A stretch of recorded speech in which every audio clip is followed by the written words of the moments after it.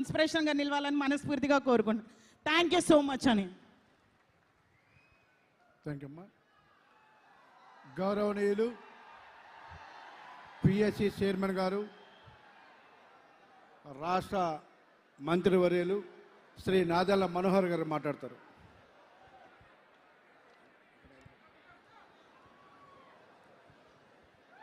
వేదికను అలంకరించిన జనసేన పార్టీ అధ్యక్షులు, మనందరి అభిమాన నాయకులు, ఆంధ్రప్రదేశ్ రాష్ట్ర ముఖ్యమంత్రి శ్రీ పవన్ కళ్యాణ్ గారికి, వేదికను అలంకరించిన సహచర మంత్రివర్యులు దుర్గేష్ గారికి, పెద్దలు నాగబాబు గారికి, గౌరవ శాసనసభ్యులు, గౌరవ పార్లమెంట్ సభ్యులకు, జనసేన పార్టీ వివిధ కార్పొరేషన్లకి చైర్మన్లు, పార్టీ కార్యవర్గంలో ఉన్నత స్థానంలో ఉన్న మన నాయకులు, మా అందరికన్నా ముఖ్యంగా మీరు మన జన సైనికులు, మన వీర మహిళలు, మనస్ఫూర్తిగా మీరు ఏ విధంగా 12 సంవత్సరాలు పవన్ కళ్యాణ్ గారి వెంట నడిచారో, ఆ బాటలో ఎంతోమందిని తీసుకొచ్చి రాష్ట్రానికి మీరు ఉపయోగపడ్డారో ఈ సందర్భంగా మనం గుర్తు చేసుకోవాలి. ఈరోజు ఈ ప్రాంగణం మాన్యం వీరుడు అల్లూరి సీతారామరాజు గారి స్ఫూర్తి మిమ్మల్ని నింపడానికి కోసం పవన్ కళ్యాణ్ గారు ప్రత్యేకంగా నామకరణ చేశారు. గతంలో అటువంటి మహానుభావులు ఏ విధంగా త్యాగం చేశారో మన రాష్ట్రం కోసం, మన దేశం కోసం, మన పౌరుల కోసం, మీ అందరిలో కూడా ఆ స్ఫూర్తి నింపడానికి కోసం ఒక ప్రయత్నం.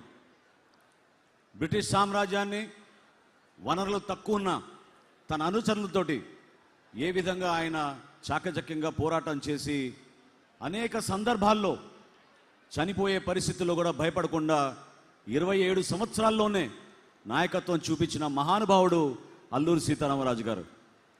ఆయన పేరుతో మనం ఈ రోజున ఈ ప్రాంగణంలో ఒక స్ఫూర్తిని నింపే విధంగా ఒక ప్రస్థానం, ఒక ప్రయాణం చేయబోతున్నాం. అదేవిధంగా 5 ముఖద్వారాలు, వాటన్నిటికి కూడా ప్రత్యేకంగా ఆలోచించి పవన్ కళ్యాణ్ గారు మిమ్మల్ని అందరినీ కూడా ఉత్తేజపరచడానికి కోసం చేసిన కార్యక్రమం. తెలుగు రచయిత, గొప్ప కవి, తన రచనల ద్వారా సాంఘిక పరివర్తనకు ప్రయత్నించిన మహాకవి గురజాడ అప్పారావు గారు.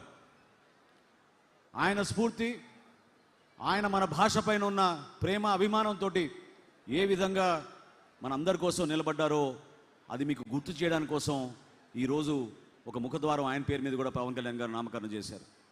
అదేవిధంగా కోడి రామ్మూర్తి నాయుడు గారు, ప్రముఖ మల్లయోధుడు, బలశౌలి, ఆయన అంతర్జాతీయ స్థాయిలోనే మన రాష్ట్రానికి ప్రత్యేకంగా ఆ రోజుల్లో ఎంతో కష్టపడాల్సిన సందర్భాల్లో కూడా గొప్ప పేరు తీసుకొచ్చారు. అదేవిధంగా ఈరోజు కొంతమంది మాట్లాడుతున్నారు విశాఖపట్నం స్టీల్ ప్లాంట్ గురించి.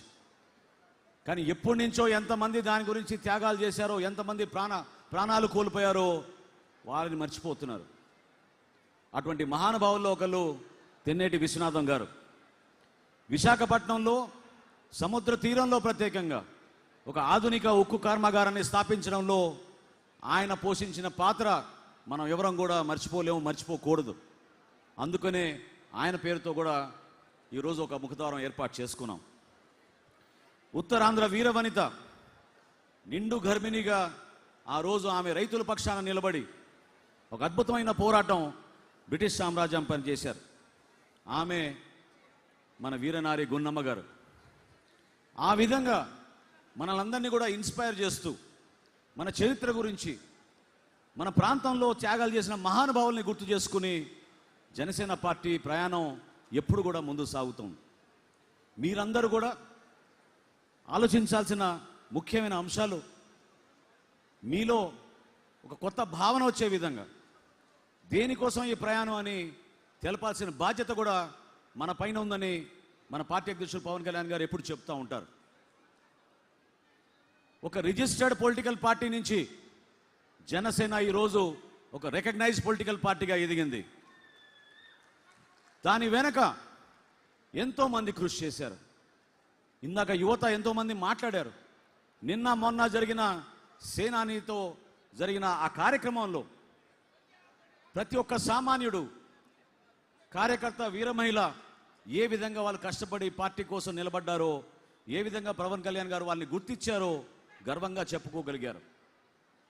ఈరోజు ఇందాక మహిళ అక్కడ గ్లాస్ సింబల్ పట్టుకుని ఆమె చూపిస్తూ ఉంటే, మనకి ఈ రికగ్నిషన్ ద్వారా ఈరోజు జాతీయ స్థాయిలో మన రికగ్నైజ్ పొలిటికల్ పార్టీగా ఎదిగితే మనకి ఆ గ్లాస్ సింబల్ పర్మనెంట్గా జనసేన పార్టీ అభ్యర్థులకు ఎక్కడ పోటీ చేసినా మనం సాధించుకోగలిగాం.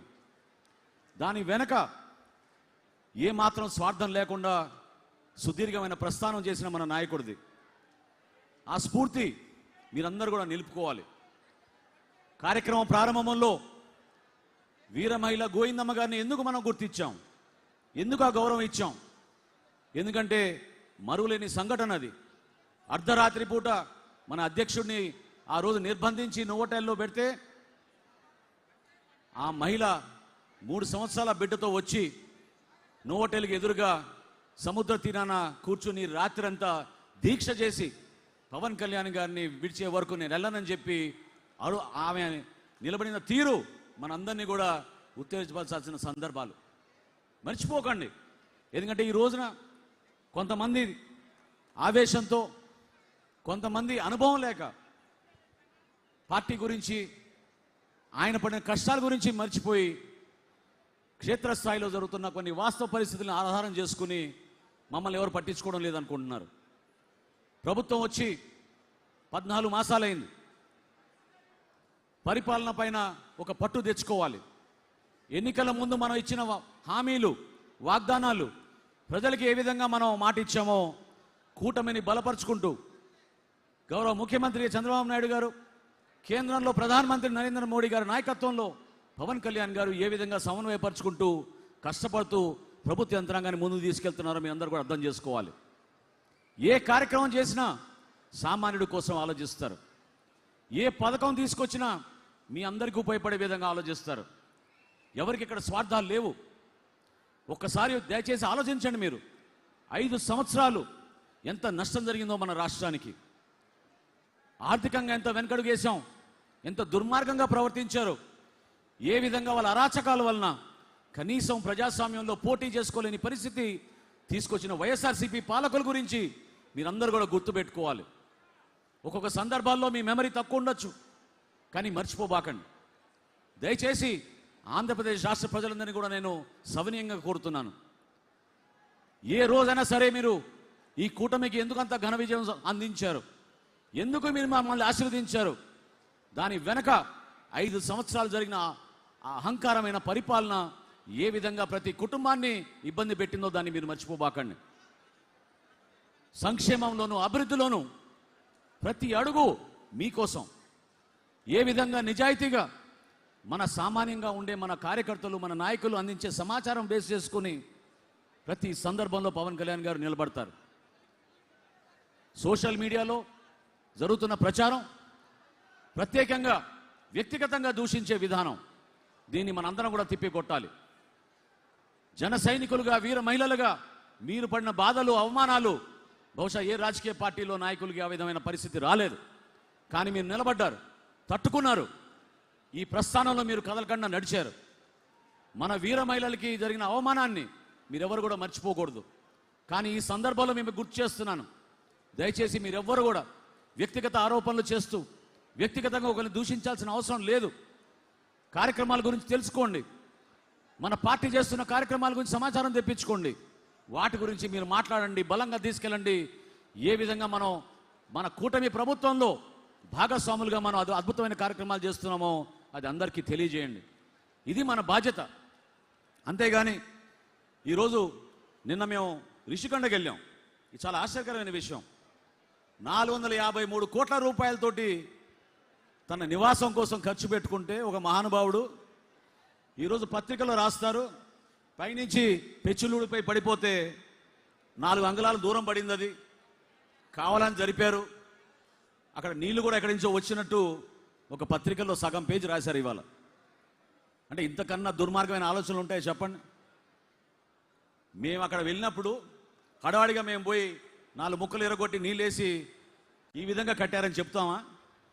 అంత అవసరమా? అసలు నువ్వు ఎందుకు 453 కోట్ల రూపాయలతోటి నీ సొంత ఇంటి కోసం ఖర్చు పెట్టావు చెప్పాలి జగన్మోహన్ రెడ్డి గారు. ఋషికొండలో పర్యావరణానికి జరిగిన నష్టం, రాష్ట్ర ప్రజల్ని మోసం చేసి ఏ విధంగా డబ్బుల్ని దుర్వినియోగం చేసి సొంత అవసరాల కోసం వాడుకున్నారో ప్రజలకి జవాబు చెప్పాలి. ఇటువంటి దుష్ప్రచారాలు కావాలని కొంతమంది మీడియాలో చేస్తున్న ప్రచారాన్ని కొట్టగలిగే శక్తి కేవలం మనకే ఉంది. మన జన సైనికులు, వీర మహిళలు, దయచేసి మీరు చేస్తున్న ప్రతి కార్యక్రమాల్లో పార్టీ అధ్యక్షులు పవన్ కళ్యాణ్ గారు ఇచ్చిన సందేశాన్ని మీరు తీసుకెళ్ళండి. ఎక్కడ కూడా పొరపాటు జరగకూడదు. ప్రజాస్వామ్యాన్ని పరిరక్షణ కోసం, ప్రజాస్వామ్యాన్ని నిలబెట్టడం కోసం, యువతకు ఒక అద్భుతమైన అవకాశం కల్పించడం కోసం పవన్ కళ్యాణ్ గారు ఏ విధంగా ముందు తీసుకొచ్చారో మీరు చూశారు. మీలోనే నాయకత్వం కావాలని కోరారు ఆయన. ఈరోజు కూడా నేను ఇందాక నా మీటింగ్లో అందరికన్నా ముందు మాట్లాడినప్పుడు ఒక మాట చెప్పాను. ఈరోజు వేదిక మా కోసం కాదు, ఎవరైతే పార్టీ కోసం నిలబడ్డారో కార్యకర్తలు, మన జన సైనికులు, వీర మహిళలు, వాళ్ళని ఆహ్వానించి వాళ్ళకి ఈ వేదిక ఇమ్మని మన పార్టీ అధ్యక్షులు కోరారు. ఈ రోజున మీరు గెలిపిస్తేనే మేము గెలిచాం, మీరు ఆశీర్వదిస్తేనే మాకు ఈ పదవులు వచ్చినాయి. పవన్ కళ్యాణ్ గారి నాయకత్వం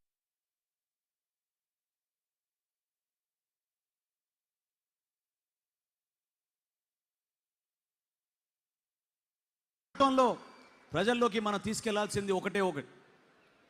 కూటమిని మనం బలోపేతం చేసుకుంటూ 3 పార్టీల్ని సమన్వయపరచుకోవాల్సిన బాధ్యత మనందరికీ ఉంటుంది. ప్రతి ఒక్కరికి పదవులు రావు. అదేవిధంగా నాయకత్వం కోరితే మీకు రాదు.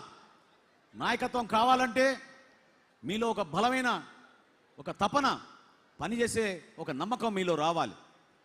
ఆలోచించండి, మీరు ఒక డిసిప్లిన్ ఉండాలి, ఒక కమిట్మెంట్ ఉండాలి, మీలో కష్టపడే మనస్తత్వం ఉండాలి.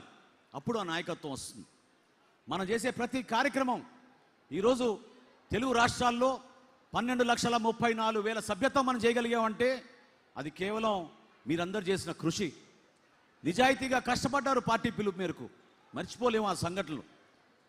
పార్టీ నుంచి మేము చేయాల్సిన కార్యక్రమాలు ఎప్పుడు కూడా మీకోసం అంకిత భావంతో చేసుకుని ముందుకెళ్తాం.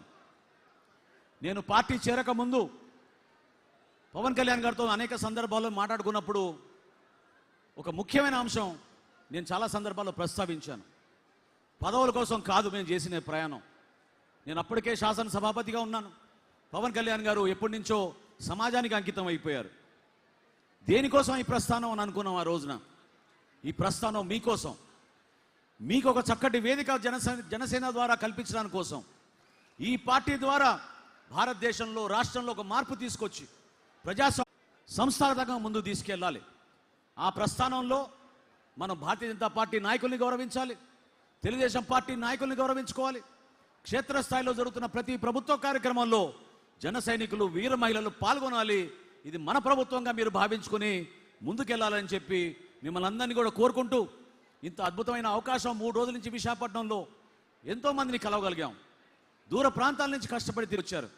పేరు పేరున ఈ ఆహ్వాన కమిటీకి కష్టపడి పనిచేసిన మన